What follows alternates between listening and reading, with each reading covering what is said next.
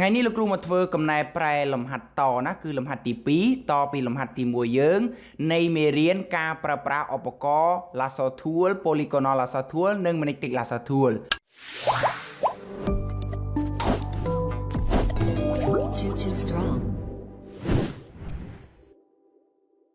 អូខេសួស្តីអ្នកនរគ្នារីករាយស្វាគមន៍មកកាន់ថ្នាក់ Photoshop CC 2020ថ្ងៃនេះលោកគ្រូមកធ្វើកំណែប្រែលំហាត់តពីលំហាត់ទី1យើងនៃមេរៀនក្រុម tool កាត់តរូបភាពបដូរ background ណាមានដូចជា Lasso Tool Polygonal Lasso Tool និង Magnetic Lasso Tool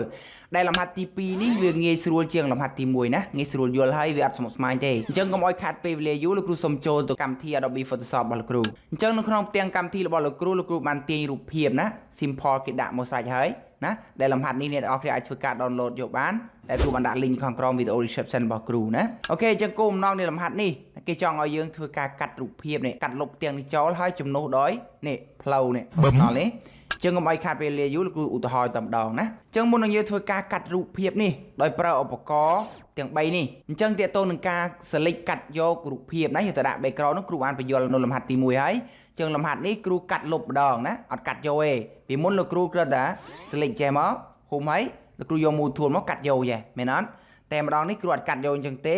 គ្រូកាត់លុបម្ដងដោយជំនួសយករូបនេះមកដាក់ណាឲ្យចាញ់ទៅជានេះចេះអូខេមុននឹងយើងធ្វើការកាត់រូបនេះអ្នកទាំងអស់គ្នាកលេចមើល layer វាសិនតើវាជាប់សអត់បើវាជាប់សនោះយើងកាត់អត់បានទេណាកាត់អត់បានមិនឥឡូវនៅពេលដែលគ្រូ select កាត់លុបណាគ្រូជ្រើសរើសយក tool នេះសិនចុះណានៅពេលដែលគ្រូអានេះគ្រូគូព្រៀងសិនណាហើយគ្រូអត់បានដោះស layer គ្រូទេ layer គ្រូមាន lock សណានៅពេលដែលគ្រូចុចលុបមួយហើយចុច OK ពេលនោះរូបភាពនេះវាយកអាកេមនេះយកមកបិទនៅនេះវិញណាចឹងមុននឹងធ្វើការកាត់លុប background ណាមួយអ្នកទាំងអស់គ្នាត្រូវដោះសនេះសិនឬក៏អាច copy layer ក៏បានដែរដើម្បី copy layer លោកគ្រូមានវិធីច្រើនណាក្នុងការ copy វិធីទី1នោះគ្រូអាចទាញណា layer នេះចាប់ទាញ layer នេះមកទម្លាក់សញ្ញាបូកនេះ new layer នេះមកគ្រូបាន layer 2ណាឬរបៀបទី2ណារបៀបទី2អ្នកទាំងអស់គ្នាគ្រាន់តែចុច shortcut control អក្សរ J ហ៎ទៅមកលោកគ្រូធ្វើការ select ណាដោយប្រើប្រាស់ឧបករណ៍ទាំងអស់នេះយកមកកាត់លុបនេះលុបពពកនេះចោលណាចឹងអ្នកទាំងអស់គ្នាជំនាញមួយណាប្រើមួយនឹងមកដោយឧបករណ៍ខាងលើនេះយើងចុចមកឲ្យជាប់ហើយហុំណាហុំហើយមកដល់ចំណុចពិសោធន៍ចាំលេខតែកលៈស័កនេះគ្រូអត់ប្រើ amount ទេវាពិបាកពេកណាឧបករណ៍ទី2ចូលជាងណាឧបករណ៍ទី2ចូលជាងឧបករណ៍ទី3អត់ចូលទេណាដោយសារតែវាអានេះវាពើវាអត់ស្តៀងគ្នាពើវាខុសគ្នាអញ្ចឹងគ្រូយកឧបករណ៍ទី2អញ្ចឹងយើងកលេចមើលត្រង់កំណត់ត្រង់ filter នេះដាក់0ដូចគ្រូអញ្ចឹងមកហើយ option ខាងលើនេះយើងយក select single select មកអូខេហើយគ្រូចាប់ផ្ដើមធ្វើការដោចំណុចណាដើម្បីកាត់លុបនេះលុបទាំងនេះហើយចុះដោយរូបនេះយកមកចូលអូខេតោះឡើយគ្រូកាត់ចោលគ្រូព្រីអធំមកចុចអក្សរ F ចុចអក្សរ L មួយទៀតណា control R មកបាត់អក្សរ L មួយទៀតមកណាហើយគ្រូដោចំណុច1ដល់ចំណុចនេះ1ដល់ចំណុចនេះ1ដល់ចំណុចនេះ1ហ៎ទាញវាវិញមកហ៎គ្រូប្រើ hand tool ដែរតែគ្រាន់តែចុច space ហើយទាញមកណានេះលុបមកនេះទាំងអស់គ្នាលុបមកចេះមកគូវាបានជុំទេណាកុំចុចពីរប៉ក់ចុចតែម្ដងចុចតែមួយប៉ក់ទេណា tool នេះណាកុំចុចពីរប៉ក់តែចុចពីរប៉ក់វានឹងខ្លាចទៅជា selection ភ្លាមណាណា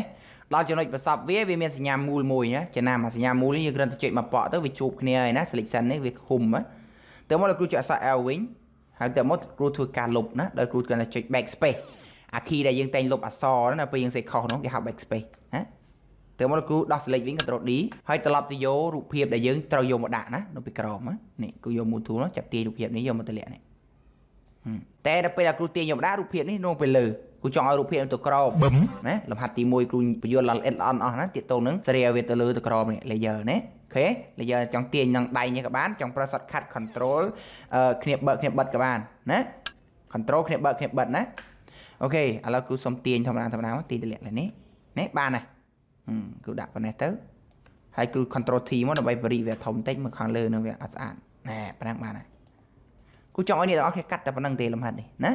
អូខេអញ្ចឹងលំហាត់នេះមានតែប៉ុណ្្នឹងណាបើមានចម្ងល់អីអាច comment សួរគ្រូបាននៅខាងក្រោមវីដេអូគ្រូណាហើយបើសិនតែចូលចិត្តវីដេអូនេះសូមកុំភ្លេចចុច like subscribe ដាក់រូបកណ្ដឹងឲ្យគ្រូមួយផងអូខេអរគុណច្រើនបាយបាយ Chhou strong